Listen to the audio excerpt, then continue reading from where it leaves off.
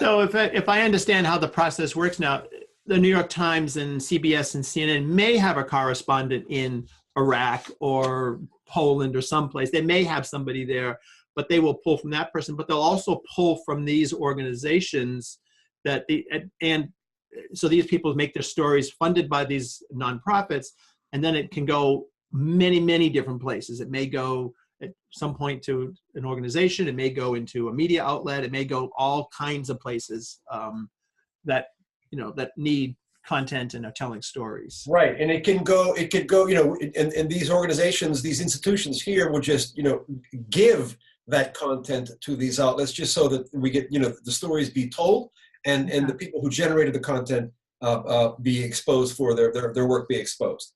So their income probably comes from the Mellons of the world or the Pulitzer Centers of the world, not from the CNNs of the world, even though their stories may end up on a CNN, but their income is coming from the grants they get from these nonprofit organizations. That's right. And of course, the New York Times, it probably, and big organizations like CNN, I mean, they'll use some of this stuff, but they're not going to depend on that material. It is at kind of its initial stages. This change is happening. It's happening, but it's not. I'm not here to tell you that the New York Times depends on these freelancers, doing their work for nothing, or CNN depends on that. That's not the case.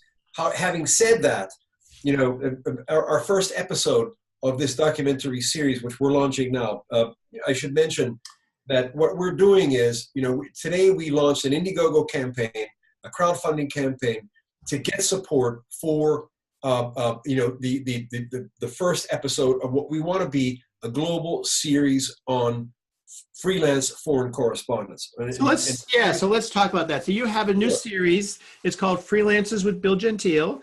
And, right. This is part of the launch of that series, and we're doing an interview to help support the launch of this series. But this is a series of programs or films that you are doing around these people and what they're doing and how they're doing it. And yes, what's happened is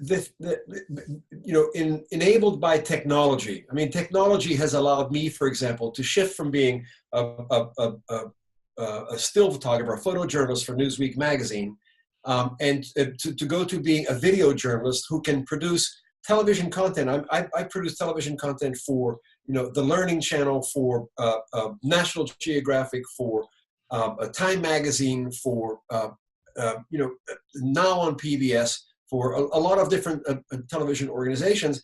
And I work alone. I go by myself. With these small cameras.